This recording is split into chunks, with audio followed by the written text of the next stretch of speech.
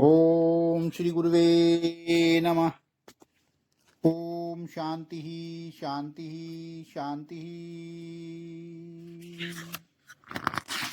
प्रणाम भगवान।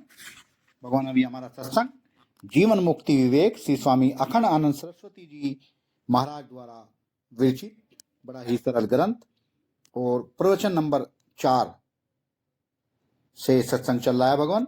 आज प्रवचन नंबर 4 का ये 5वां पाठ लेते हैं भगवान। इसके बाद प्रवचन नंबर 4 समाप्त होता है। कैसे बताते हैं स्वामी जी कि योग दर्शन का यह कहना कि प्राकृत सृष्टि में जो विकार होते हैं उनके लिए तो आप चाहें औषध सिद्धि का प्रयोग कीजिए या जन्म से ही कोई विशेषता लाइए या तपस्या कीजिए या ईश्वर प्राणिधान कीजिए, वह सब अलग चीज हैं, लेकिन जो मानसिक दुख है वह समझदारी से दूर होता है। आप अपने दुखों का बंटवारा कर दीजिए कि बाहर की चीज आपको दुख दे रही है कि आपका मन आपको दुख दे रहा है। ईश्वर सृष्टि दुख नहीं देती, ऐसा वेदांत का सिद्धांत है। ईश्वर सृष्टि दुख नहीं देती, ऐसा वेदांत का सिद्धांत है। जीव सृष्टि दुख देती है। आप इसको पंचदशी में पढ़ लीजिए। पंचदशी तो आप लोग पढ़ते ही है ना। ईश्वर सृष्टि दुख नहीं देती, जीव सृष्टि दुख देती है। प्राकृत सृष्टि दुख नहीं देती, आविद्यक सृष्टि दुख देती है। ईश्वर संबंध नहीं बनाता, जीव संबंध बनाता है। प्रकृति संबंध नहीं बनाती, मूर्खता संबंध बनाती है, अविद्या संबंध बनाती है। इसलिए प्राकृत रोगों के लिए प्राकृत चिकित्सा करनी पड़ती है। उसमें ईश्वर अनुग्रह, देव अनुग्रह, गुरु अनुग्रह, साधना अनुग्रह, औषध अनुग्रह सब चलेगा, परंतु मानस रोगों के लिए मानस चिकित्सा करनी पड़ती है। समझदारी से मानस रोग दूर होता है। इसके लिए जीवित पुरुषस्य, आप जिंदा रहें, परंतु सुख शक्ति, दुख का भय, लोगों के साथ संबंध, अपने बड़प्पन का अभिमान आपको बंधन में न डाले। वाह भगवान वाह, वाह भगवान वाह। समझदारी से, दोबारा से लेते हैं भगवान दोनों लाइनें। समझदारी से मानस रोग दूर होता है। इसके लिए जीवित पुरुषस्य, आप जिंदा रहें, परंतु सुख आसक्ति, दुख का भय, लोगों के साथ संबंध, अपने बड़प्पन का अभिमान आपको बंधन में न डाले। सदा सावधान रहें और समझदारी से जीवन का निर्वाह करें। हमको एक ने कहा, हमको क्या समझते हो, हमने यूनिवर्सिटी बनाकर रख दी है। हाँ, ऐसे ही बोला, हमको क्या समझते हो। जब हम इलाहाबाद में जाते हैं तब एक सज्जन हमको बताते हैं यह हाई कोर्ट की बिल्डिंग हमने बनाई है। जब हम जबलपुर में जाते हैं तब सेठ गोविंद दास जी बताते हैं कि यहाँ की यह हाई कोर्ट की बिल्डिंग हमारे पिताजी ने बनवाई है, राजा गोकुल दास ने बनवाई है। कितना बड़ा काम किया है, देखो नाम लेकर बता रहा हूँ। जबलपुर में सेठ गोविंद दास जी दिखाते हैं कि हमारे पिताजी ने यह हाई कोर्ट की बिल्डिंग बनाई है। यह कर्म अभिमान आता है ना।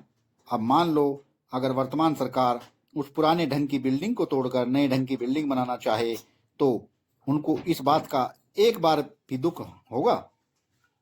अरे क्यों दुख होगा, अब पिताजी भी नहीं है, उनकी बनाई हुई बिल्डिंग भी पुरानी पड़ चुकी है और पुराने ढंग की है। अब अमेरिकन शैली की नए ढंग की नई बिल्डिंग आने वाली है, तब भला बताओ उसके टूटने से क्यों दुख होगा। बोले अरे हमारे पिताजी की कीर्ति नष्ट हो जाएगी।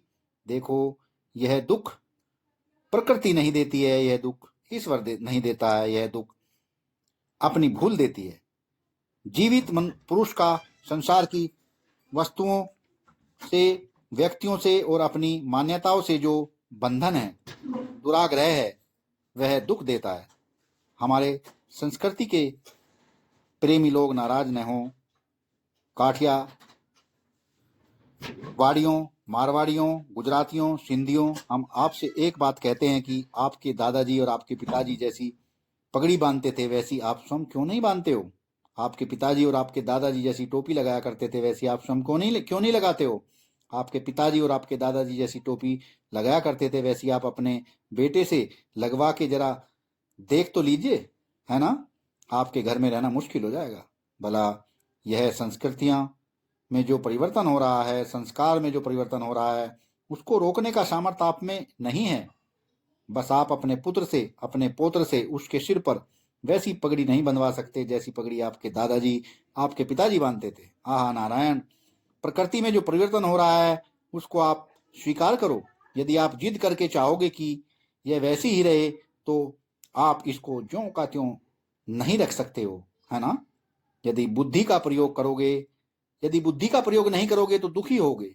समझदारी से दुख नहीं होता है।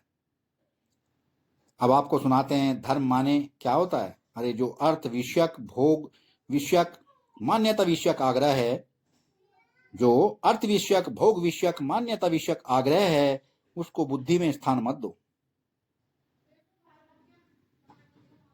अर्थ स्तर पर लोभ होता है, व्यक्ति स्तर पर, मन स्तर पर काम होता है। मन में लोभ, काम, क्रोध का निवास होता है और बुद्धि इनसे अंतरंग स्तर है। आप पाश्चात्य और प्राच्य दार्शनिकों के मतभेद को कभी ध्यान से देखें। आपको मालूम पड़ेगा कि पाश्चात्य विज्ञान के अनुसार बुद्धि बाह्य पदार्थों के अनुभव से बनती है और हमारे प्राच्य सिद्धांत के अनुसार आत्मा के प्रतिबिंब से बुद्धि बनती है। चैतन्य की प्रधानता से आत्म तत्व के प्रतिबिंबन से बुद्धि बनती है, ऐसा हमारा प्राच्य सिद्धांत है। हमारी बाहरी पदार्थों के अनुभव से बुद्धि बनती है, ऐसा पाश्चात्य सिद्धांत है। वाह भगवान, चैतन्य की प्रधानता से आत्म तत्व के प्रतिबिंबन से बुद्धि बनती है, ऐसा हमारा प्राच्य सिद्धांत है। बाहरी पदार्थों के अनुभव से बुद्धि बनती है, ऐसा पाश्चात्य सिद्धांत है। अब देखो, आपको हम यह सुनाते हैं कि मन में, इंद्रियों में, देह में लौकिक पदार्थों के साथ बंधन है। यदि आप चेतन अंश की प्रधानता से विचार करोगे तो बुद्धि में जो लौकिक पदार्थों के साथ बंधन निवारण का सामर्थ्य है वह प्रकट होगा। उसको बोलते हैं धर्म।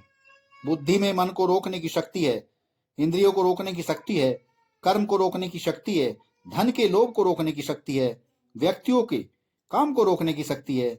यह जो दुनिया में बंधन है उसको धर्म मर्यादाओं में स्थापित करता है। धर्म बुद्धि में रहता है, काम मन में रहता है, लोभ बाहर वाले अर्थ में रहता है। अतः अर्थ बाह्य विषयक है, काम मनोविषयक है, मनो अधिष्ठान है, काम का अधिष्ठान मन है, अर्थ बाहर की वस्तुएं हैं, कामना मन में है, धर्म बुद्धि में बैठा हुआ है। धर्म बुद्धि में बैठा हुआ, वह बुद्धि बाहर की वस्तुओं से बनी हुई नहीं है, आत्म चैतन्य के प्रतिबिंब से बनी हुई है। यदि चैतन्य की प्रधानता बुद्धि में आ जाए तो धर्म की प्रतिष्ठा हो जाए। फलस्वरूप आप अर्थलोभ से निवृत्त हो जाएं और काम वासना से ऊपर उठ जाएं, उनसे मुक्ति हो जाए। लेकिन केवल इतने से ही जीवन मुक्ति नहीं होती। धर्म का बंधन भी एक बंधन होता है, उसके ऊपर भक्ति आती है, अपनी चित्तवृत्ति को ईश्वर में स्थित करना, उसके ऊपर योग आता है, साक्षी भाव में स्थित होना, उसके ऊपर वेदांत आता है, साक्षी की परिच्छिन्नता को काट कर ब्रह्म से एकाग्रता का बोध करा देना। ब्रह्म से एकाग्रता का बोध होने से के बाद पुरुष के जीवन में सेवा मूलक बंधन नहीं है, इसलिए किसी भी अनुग्रह भाजनता, इसलिए किसी की अनुग्रह भाजनता नहीं है, उसमें स्थिति मूलक बंधन नहीं है, इसलिए योग नहीं है, उसमें बुद्धि के द्वारा नियंत्रण की कोई अपेक्षा नहीं, इसलिए धर्म का बंधन नहीं। वासनाओं का जो खेल है और वस्तुओं का जो खेल है वह तो बहुत नीचे के स्तर पर छूट गया। ब्रह्मत्विक बोध होने पर तत्वज्ञ पुरुष के जीवन को जीवन मुक्ति बोलते हैं, उसकी अंतरंग स्थिति को जीवन मुक्ति बोलते हैं। उसमें भी वेदांतियों में जीवन मुक्ति और विधेय मुक्त का भेद करते हैं। उपनिषदों में जीवन मुक्ति प्रधान है कि विधेय मुक्ति। जीवन मुक्ति में प्रमाण क्या है नारायण, अब धीरे धीरे इस संबंध में आगे के दिनों में चर्चा करेंगे। ओम शांति शांति शांति। सत्संग को विराम देते हैं भगवान। प्रणाम।